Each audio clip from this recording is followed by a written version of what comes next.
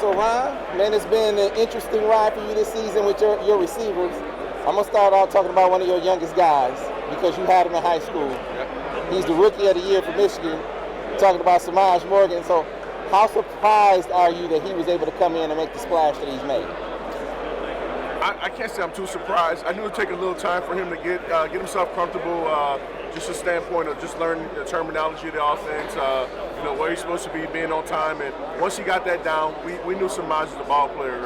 He's been like that since forever ago, but that kid, anytime he gets an opportunity to make a play, he's dynamic with the ball in his hands. Part of coaching the dude is also coaching him as far as how he deals with success, how he deals with the media.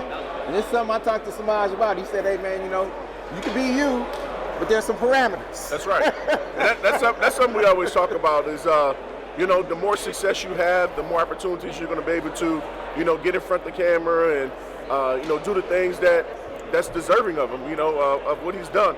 And Semaj is a great kid, articulates himself well, and, he's a team-first guy. So I'm happy for the success that he's had.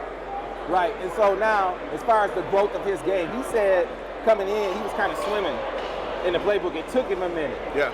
But then it started to click once he got into the season. You notice that as his coach? Oh, absolutely. I mean, it's typical, right? It's typical. You play one guy, you try to throw as much as possible, see what they can, see what they can regurgitate back to you. And, took a little time, but once he got it, probably I would say after training camp is when you start seeing, okay, he's getting more and more comfortable. Now you can start, creating more opportunities for him. And, lo and behold, the middle of the season towards the latter part of the regular season, you started seeing Semaj show up and flash. And obviously in the Big Ten Championship, you saw it on special teams even more with the punt return. Yeah, we obviously know about the guys that you see all the time, about Roman, about CJ, Tyler. The guys we don't see as much, Darius, Carmelo, Frederick. What about their progress over the course of the season? They're playing great. All those guys are playing great football. For us, it's being a balanced team when, we're one of the few teams in America that say you could have, 2 to 3 starting tight ends, 3 starting running backs across the league, obviously with a receiver. So for those guys, they're rotational guys right now. And, when their numbers call, those guys, there's no doubt in my mind, those guys will be ready. Where have you seen them? Because I'm about to go talk to Darius right now. Where have you seen the biggest growth in Darius from the offseason until now? And I know he was, he's feeling really confident about not just right here and right now heading into Bama and the championship game, but the offseason really feeling like this could be his time. Where have you seen his growth, and where do you want to continue to see maybe the growth? The biggest thing for big receivers is just teaching those guys from a fundamental standpoint, how to get low, how to sink, get out your breaks, being able to go attack the football, just the growth of that game. And Darius he's flourished big time in that area. When he first came in, he was more of a deep ball, post route runner. So now we're just trying to refine his skills and, make him more of a complete route runner, which he's growing in that area. I got a good feel from you talking about what made Frederick so good, his burst, man. Yeah.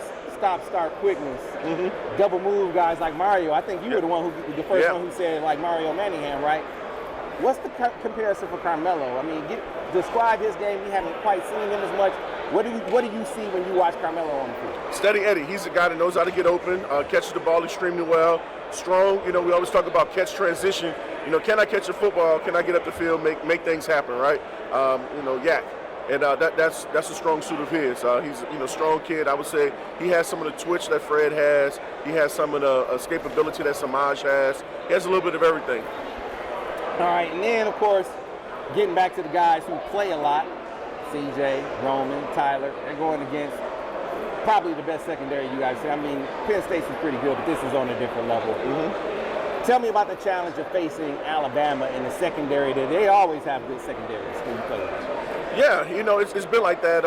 Fortunately for us, it's not, they're one of the best secondaries in America. That's everyone knows that.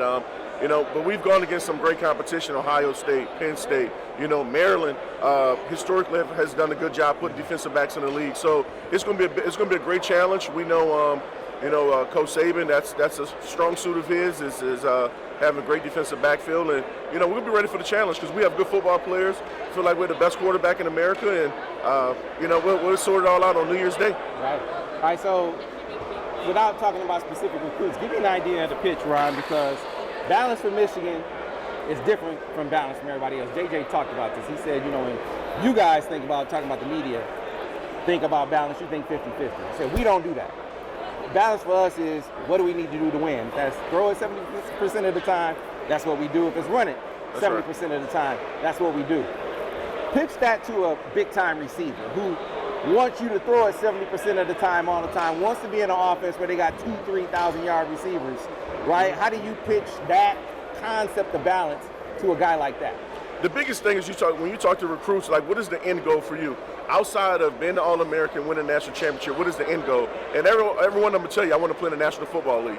So for us, we feel like, we, from a developmental standpoint, this is what we do. This is who we are. Coach Harbaugh, the way that he runs the program in an efficient way, allows that development from Ben Herbert to the academic part of it, to the nutrition, to the football part of it. And we're going to get you ready for the league, running a pro-style offense and being able to run. When you watch our film, you see Sunday routes, Sunday concepts. And, NFL teams, they love production, but they understand the difference between pro-style offense and air raid offenses. Air raid, you're going to have more opportunities.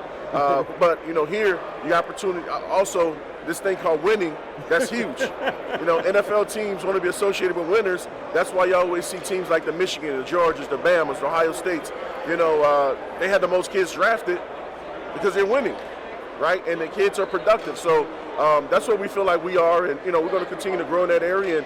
And fortunately for me, I came from an era where I played with 2 top 10 draft picks in David Terrell and Braylon Edwards. Played with a Biletnikoff Award winner. Played with Jason Avant, Steve Breston, Marquise Walker. So I know what it looks like. And we're just trying to make sure that we develop our receivers like we have always done, and those guys get the opportunities to play in the NFL. Ron Bellamy, appreciate you, man. Yes, sir.